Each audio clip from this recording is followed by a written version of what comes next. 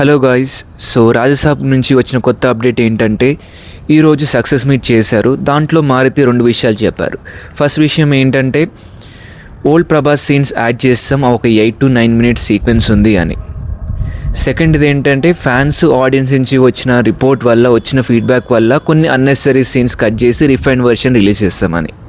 Fine, బాగుంది. So ఇప్పుడు దీనివల్ల ఫ్యాన్స్ చాలా హ్యాపీ అవుతున్నారు, ఈవెన్ లైక్ జనరల్ ఆడియన్స్ హ్యాపీగా ఉన్నారు.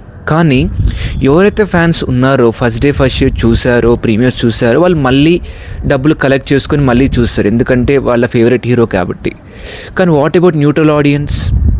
వాళ్ళు ఎంతో కష్టపడి 400-500 పెట్టి premieres first day first show చూసి మళ్ళీ ఇప్పుడు ఏదో 8 minutes సీన్ యాడ్ చేశారని మళ్ళీ డబ్బులు కలెక్ట్ చేయడానికి ఎంత ప్రాబ్లం అవుద్ది వాళ్ళకి? ఫ్యాన్స్ అంటే బానిసలు కాబట్టి ఎలాగైనా వెళ్తారు. What about general audience? So ఇది ప్రొడ్యూసర్స్ కానీ మూవీ టీమ్ కానీ చేసే జిమ్మిక్.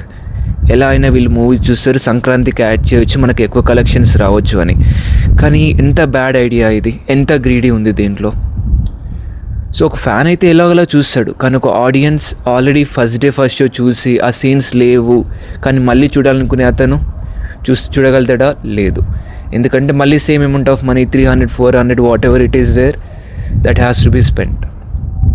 సో ఇదైతే రాంగ్. కానీ అట్లీస్ట్ ఫ్యాన్స్ అయితే చూసి ఎలా ఉందో we can look at the review of that.